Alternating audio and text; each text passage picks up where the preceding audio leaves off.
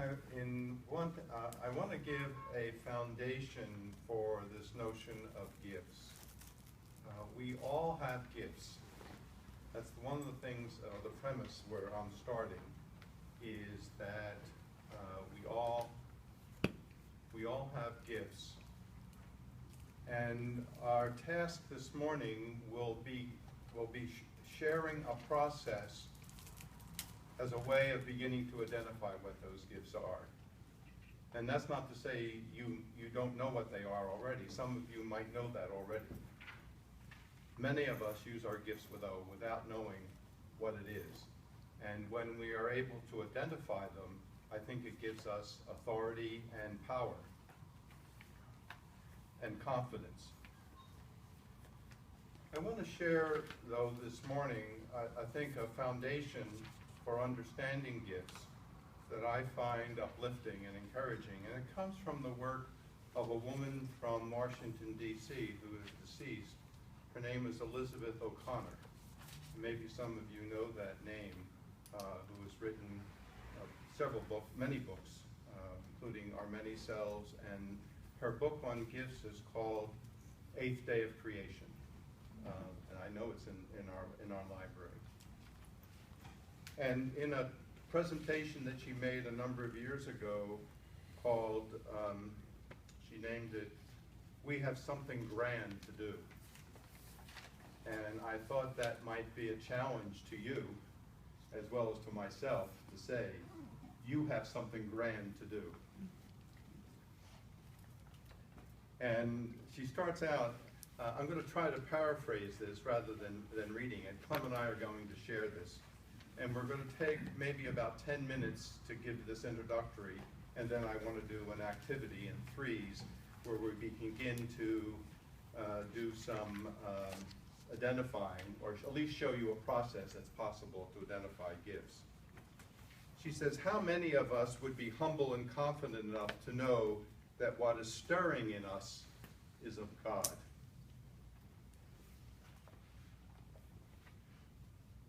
And then she says, each of us has the vocation to be a whole person. That is something that really hits me, that we have a vocation of being a whole person.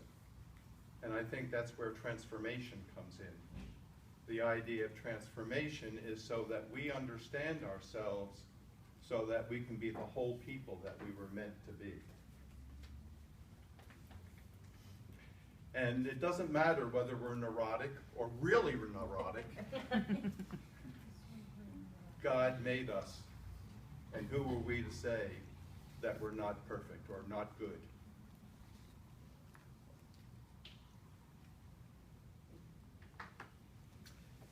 And she really puts it very clearly with this phrase. The question is, do we feel that there is a whole new world seeking to come into being? That's what really is at the core of this. Do we believe that there is a new world wanting to become, or to be brought into existence? I believe. Or do we experience life as essentially moving towards death? Choose life. So that's a basic question I think is very important in thinking about spiritual gifts. And if we are harbingers of this newness, we have to pay attention to that which is within us. The light that is within us. The light that illuminates us and gives us the sense of where to go. And it doesn't work well unless it's challenged and supported and recognized.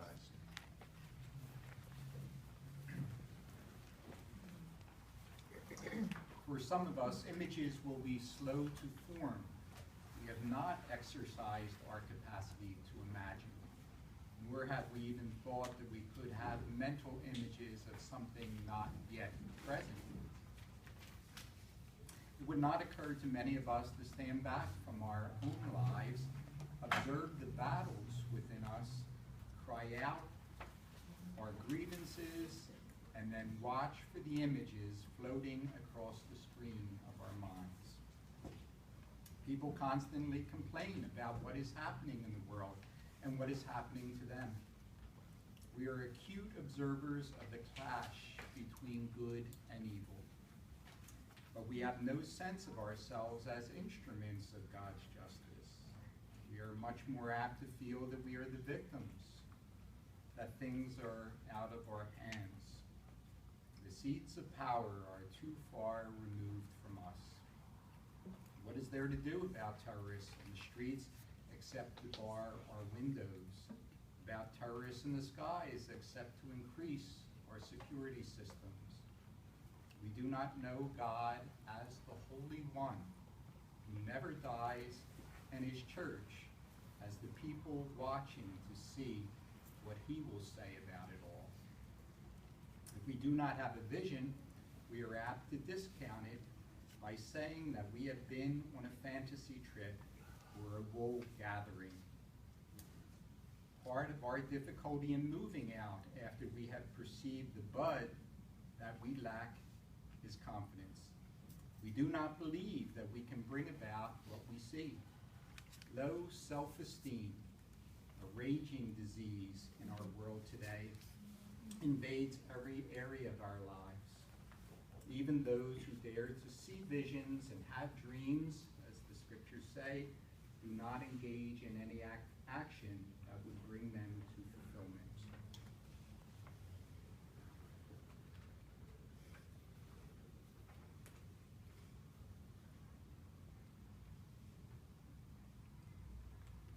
Some other writers have taken, I think, the ability, has shown the ability to talk about our own world and our own experiences in it that keep us from doing things as fragmented, or that we're burned out, or that we're powerless.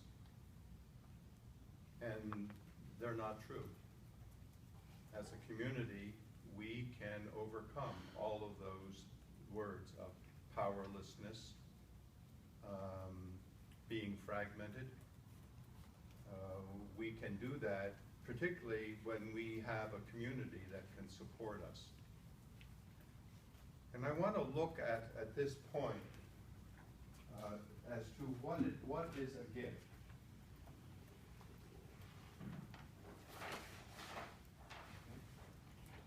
What is a gift? I'll give you a simple definition of a gift and then work from that. A gift is an ability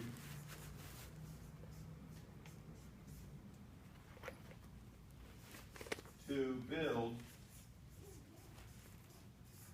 community.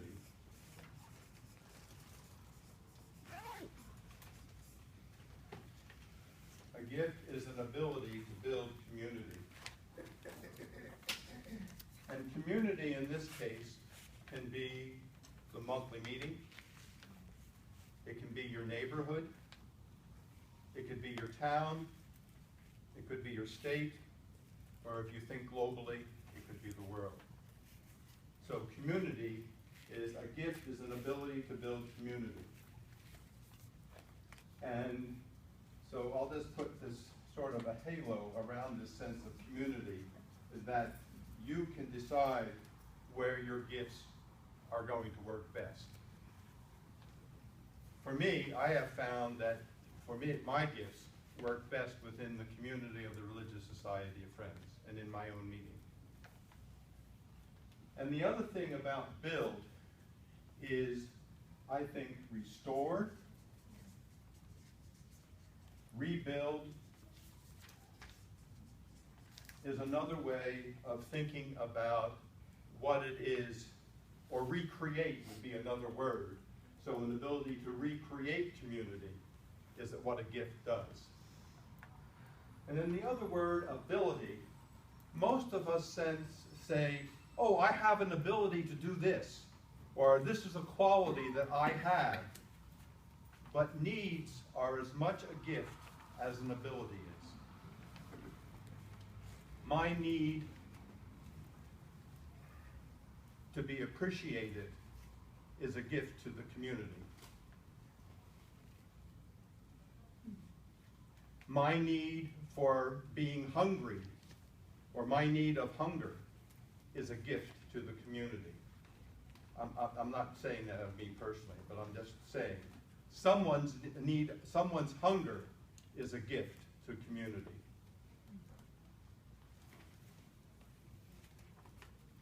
There is a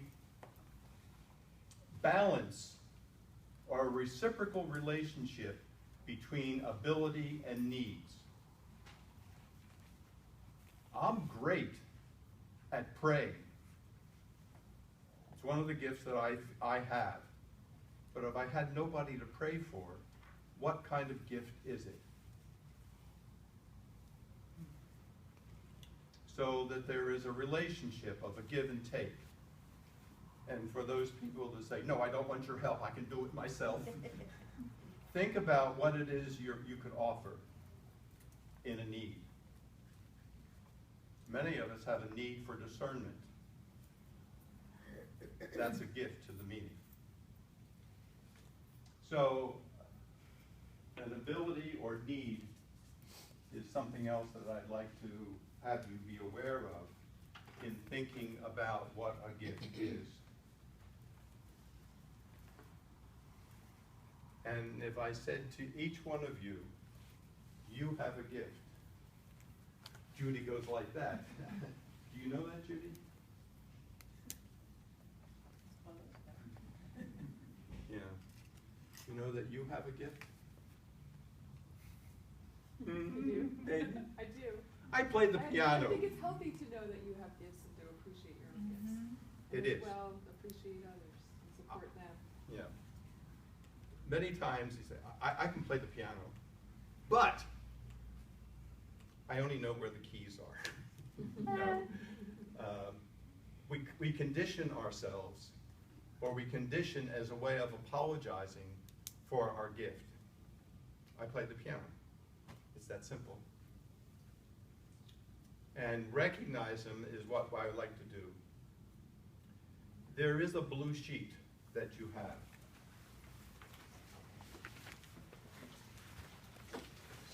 It's been nicely prepared. What are your joys?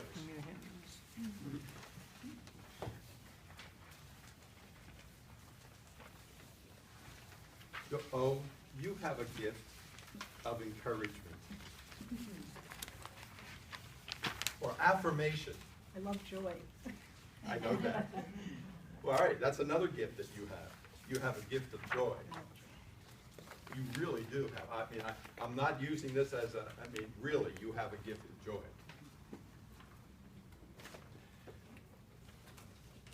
On your own, take a minute or two to think about something that you have done that you have enjoyed doing. Something that brought joy to you, something you did for another person, something you delighted in accomplishing, something someone else appreciated. Think about what it is you've done.